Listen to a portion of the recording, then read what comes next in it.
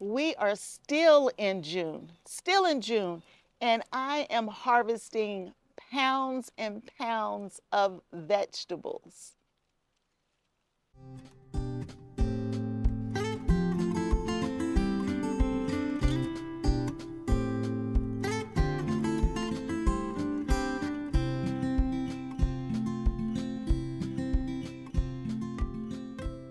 Good morning, everyone.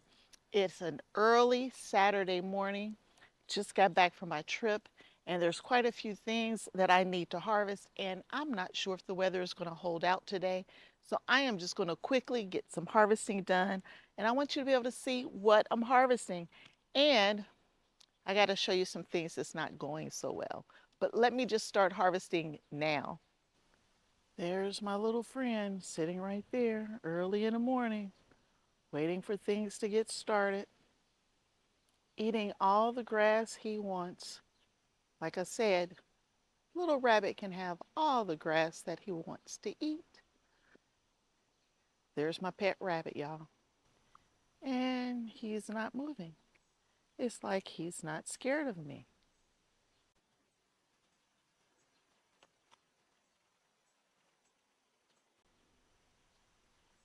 There he goes. It looks like this trip there was a little more rain during the week, which helped my family. So I don't think I lost anything to lack of watering this trip anyway. But lots of stuff is coming in. Look at these peppers, y'all. Look, nice peppers. They're heavy too. Now this one right here got sun scald on it. It's got a bad spot on it, and that's from sun scald. So your leaves on your plants do have a function, right? It gives your plants a little bit of shading from the sun, which is always a good thing. So even with your tomato plants, you can have sun scald on your tomato plants as well. So leaving a few leaves behind on tomato plants are always a good thing. So you don't want to wipe all your leaves out because they do have a function. So those were all of these so far that I'm picking are called yellow monsters. They've already started turning yellow. I'm picking them with some green left on them though. That plant was just getting so heavy. I'll leave that one. I got one banana pepper here that I'm picking. Today is June 29th, so we're still in the month of June. That's a banana pepper. And these are all Zulu, I think. These Zulu? Yes. And I got a bunch of them. Let me get a handful and I'll show you.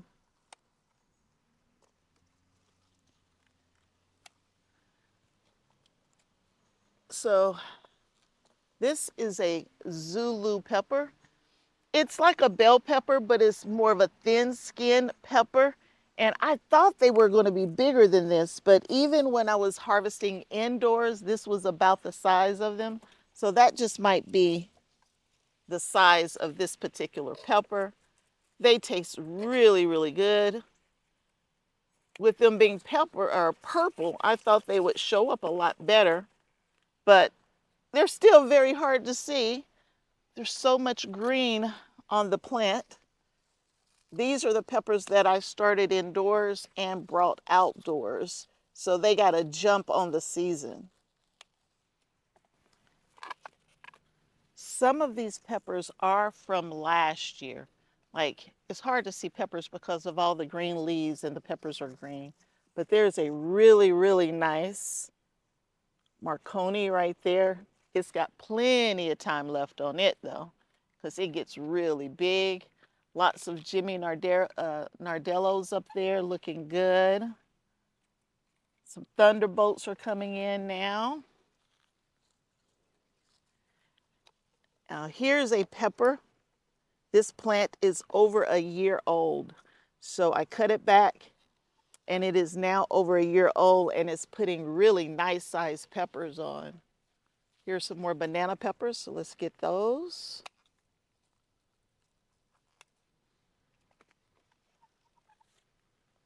Here's another one of those peppers from last year that's putting a nice sized peppers on. That's a Zulu right there. I'm going to leave that. There are lots of blooms on here. I'm really surprised there are as many blooms as there are with it being as hot as it's been. When it's super hot, a lot of times you'll see your blooms fall off because your plants start focusing on retaining the water and reproducing. So they'll try to put all their energy into the fruits that are already on there. So a lot of times the blooms will fall off, but there's still quite a few on here. I got a couple shishitos. They're kind of drying out. I'm going to go ahead and take them. Some nadapinos. Two little bitty peppers on here, and then I see where some blooms are going to fall off. Habanada, so habanero peppers that aren't hot. Tons of little blooms, but none ready yet. Here's some more shishitos. I might have enough for a meal by the time I'm done today. Another nadapino.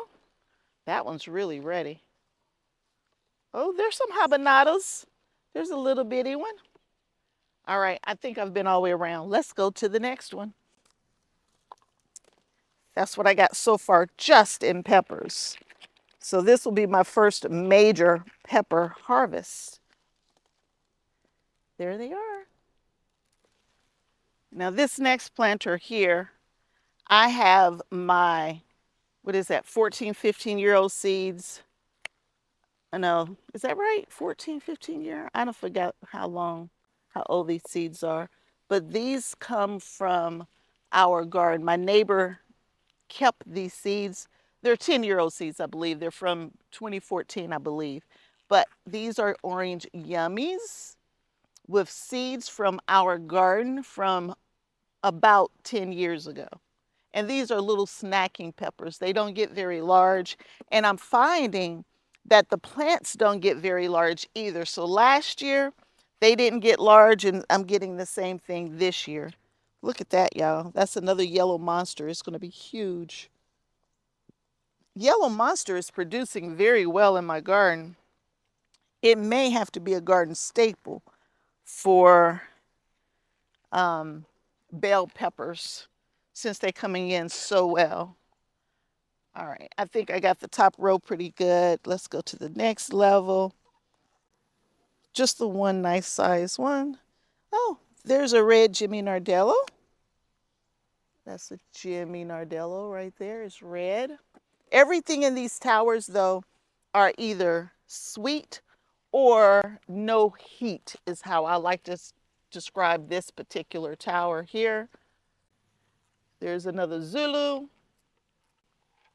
Now, everything in this particular tower, I started from seeds indoors and I transplanted out. So there are no overwintered peppers in this tower. And you can see that these peppers are way behind the one that's behind me. Like, I don't even have any major staking or anything, or supports, I should say, on this tower. And I believe the varieties that I'm using besides this one right here might not need staking or support, I should say. One of the things you can do, you can clip the tops out of your peppers and you get a shorter, bushier plant. And I do that quite often because I would prefer not to have to support if I don't have to. But I believe that's the only one we're going to get today. One Zulu, or the Zulu plus what I got from up top. Now let's move down to this next one here because we're getting ready to pick our first cucumbers. Now this GreenStalk has a lot going on. I have tomatoes in the bottom, and then I have cucumbers, and I have carrots, and I have purple broccoli, which I don't believe is going to do anything. But the cucumbers, y'all, are they're everywhere. I got the vines going up, going down, twisting around each other just to keep the vines off the ground. This tower is in desperate need of fertilizing. I should have fertilized last week because that was my 2-week period, and I just didn't get to it. I only had 2 days and there was just no time to get to the fertilizing. So we'll make sure we get that done this weekend. But right now, I am here for cucumbers. I said, Mom, did you know we had cucumbers? She said, what cucumbers? Look at that, y'all. That is a beautiful, beautiful cucumber. This is Wisconsin SMR. That's the cucumber that I typically grow in my GreenStalks. And it's also the first cucumber that ever puts anything on throughout the year. Now that one is almost, that one right there, it's already got a yellow tint to it. It's probably been there too long because it was hiding amongst the jungle here, but we're going to take it in anyway to see if it's still any good. But that one, that's perfect. So there's 2 cucumbers. Now this planter has bees all over it. I saw bees going from one bloom to the next bloom to the next bloom, and that's what you need to get your cucumbers pollinated. Is needed by far. You really need that to happen. There's a bee up there sleeping in one of the blooms now. I usually have tons and tons of bumblebees in the garden, and that's a great thing. So there are more on there, but they're small, so we'll keep going. There are tomatoes on here as well. Of course, they're not ready yet, but lots of tomato blooms. And the soil's not dry, which means either Mom watered just enough, or between Mom watering and the rain, we're doing good. I don't see any end rot on this particular, oh, take it back, there's one. When you don't water regularly, you can end up where the bottom of your tomatoes are kind of black and dying, and that's called end rot. There's a couple of different reasons why you can get end rot. It could be that the plants are not absorbing enough of the nutrients from the soil. You could have a calcium deficiency in the soil, or maybe the calcium's there, but the plant's just not absorbing it. So a lot of times when your plants first put on that first fruit, you'll see that what we call end rot on there. And usually that means you're not watering evenly, or you have a calcium deficiency. Now, I already know the problem with my planter is lack of even watering. But I'm home now. We don't have to go through another month like that for a while, hopefully. So hopefully I don't lose too many to end rot. I see it on some, but not on everything. So that's not too bad. Just making sure there are no more cucumbers hiding amongst these. It's time for you to go that way now. All right, I think that's it on this tower. And there is, I don't know, maybe 25 to 30% of them do have end rot. Some of them are not that bad. They're just little spots, so I'm gonna let them keep growing. But I think that's it. Let me show you the next GreenStalk and see if we got anything on that. And then we're gonna move over and pick some tomatoes. Pretty bad end rot. Now this tower was in really bad shape a week ago when I got home. It was so dry, so dry. And I did the best I could to save it. Actually have a neighbor who's offered to help me water when I know I'm going to be gone for a long time, and that'll help. That'll really, really help. So I don't lose all of this wonderful food for my family. There's still tomatoes on here, and some of them look amazing. Now I have one tomato here off of my Korean long, and it's ripening so far ahead of everything else. It's a paste tomato, very similar to aroma, but there's one that's ripe, And I have one slicer that's ripe, so we're gonna grab that up. But these are looking good. Man, these super sauce tomatoes. Here, I gotta get it where y'all can see this. You're not gonna believe just how big these are. Cut a few leaves back just to open it up. But y'all see that? Look how big those are. They're called super sauce and they are heavy. And there's a ton on this side and on the back side, and a ton of blooms up there. Now, your tomato plants, they don't really need a pollinator like your cucumbers and your squash. They don't need a pollinator. You can give them a little shake like that. I like to shake my trellis a little bit, and that helps with the pollination of your tomato plants. Same thing for your pepper plants. You don't have to have a pollinator for those. But y'all, tomatoes going to be coming in here really, really soon. Typically in Southwest Ohio, Zone 6B, we're lucky to get tomatoes before the 4th of July. So anything before the 4th of July, we call that a blessing. It's just from a planting time because we can't get out here because of frost. But I'm already harvesting tomatoes and it's June 29th. All right, my first slicing tomato is right here. Y'all, my first tomato. Oh, I should have picked it yesterday. Something's tried to nibble at it. We'll cut that off. But my first slicing tomato, the smell of the season. This is a steak sandwich, and it's definitely ripe. Heading to the back side here.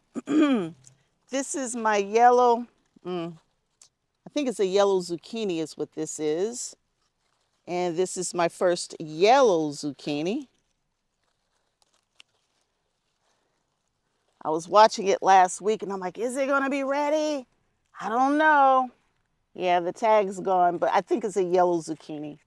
But there's that yellow zucchini. That one's not ready, but I have some ready just behind me here. Oh, there's some little baby ones there.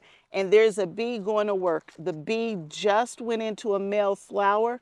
He's going to take the pollen from that male flower and carry it to a female flower, which is the ones that have the zucchini on it, and going to get everything pollinated nicely. So let me get down there to that Italian ribbed zucchini because there are two really nice sized ones down there.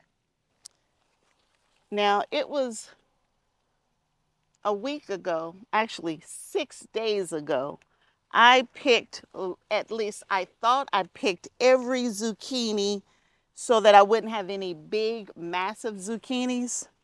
But y'all look at this. Okay, bees, y'all go ahead, do your job. The bees are going from flower to flower and then they coming over here.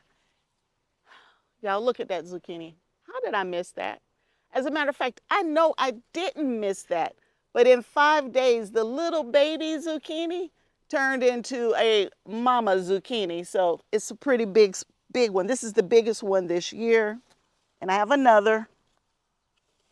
This one's doing really well. It's very prolific. Italian ribbed zucchini. I've never grown this one before. I grew something similar, but not specifically this variety. So 2 more zucchini. I am now going to pull out what's left of my Korean radish, and we will be able to use this space for something else. This is the first year that I've grown Korean radish. It's like a daikon radish, very similar. I personally think it's sweeter than a daikon radish. I asked my daughter about it because she's had it as well, and she says it tastes the same to her, but I think it's a little bit sweeter. But there's one, and I think there's 3 or 4 over here. There's another.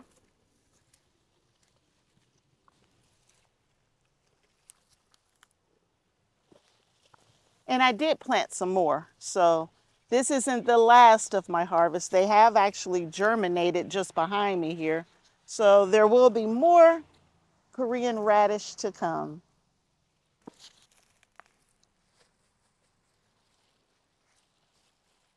There it is.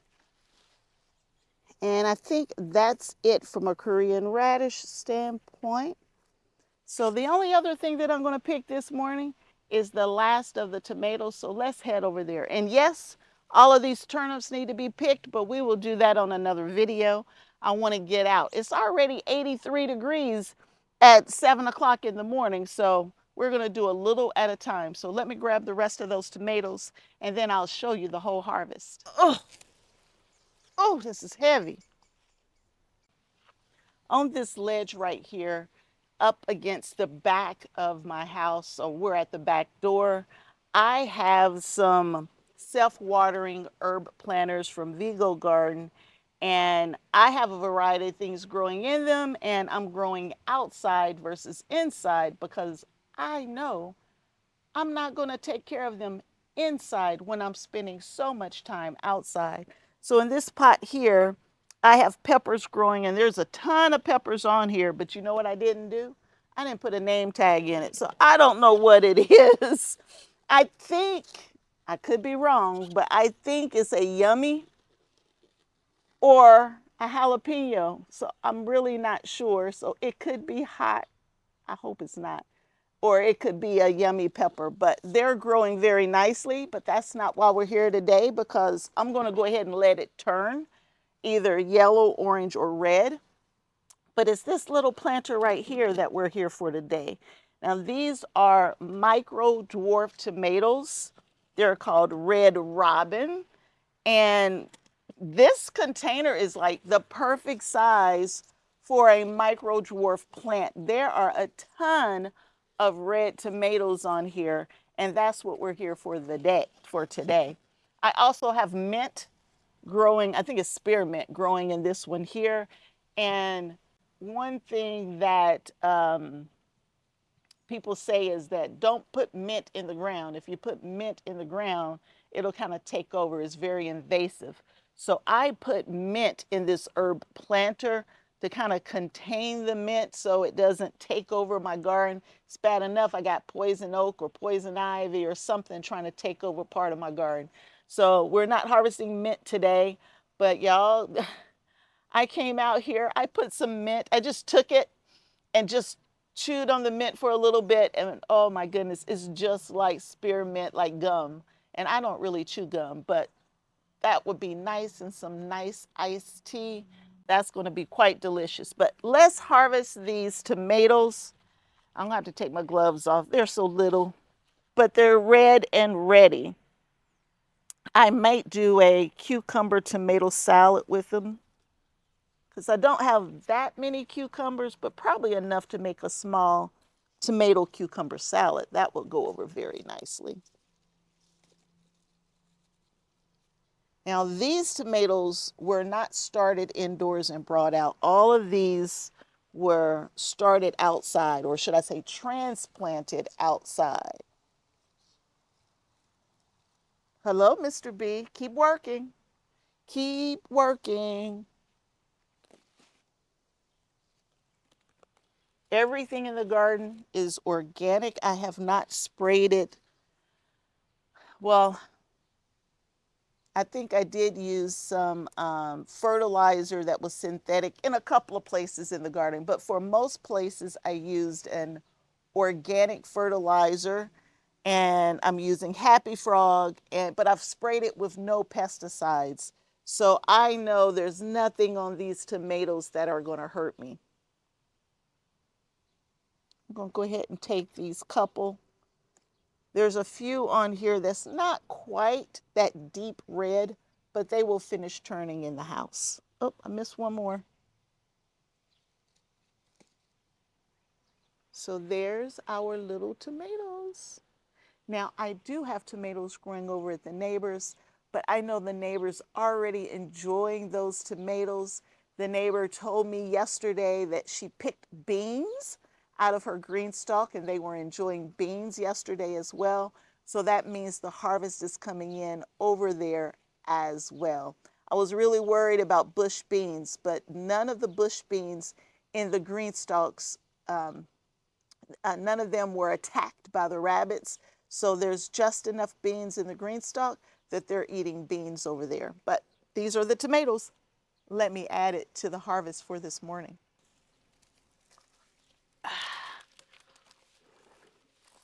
So there's the harvest. And this is a really quick picking too. I think I was only out here for less than 30 minutes. If I wasn't sharing everything with you, I probably could have been done in 15, but I want you to see everything. So we have a ton of peppers. We have zucchini, even yellow zucchini now. We've picked our first cucumbers.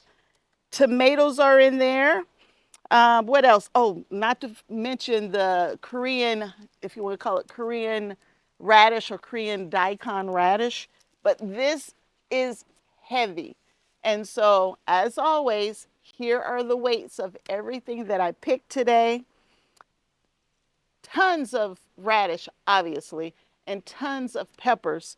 And everything else, I got just enough to keep the harvest coming and my family enjoying it. Now, I will be out here later today, hopefully. So there will be a part 2 video very soon where I'm picking some greens and green beans, and these collards right here beside me, they got to get picked. There's still a lot of stuff I need to harvest, but I just wanted to get out here and do as much as I could early this morning, and then I will be back. So until next time, and I hope there will be a next time that you hang out with me, Kim, at Kim's Kozy Korner.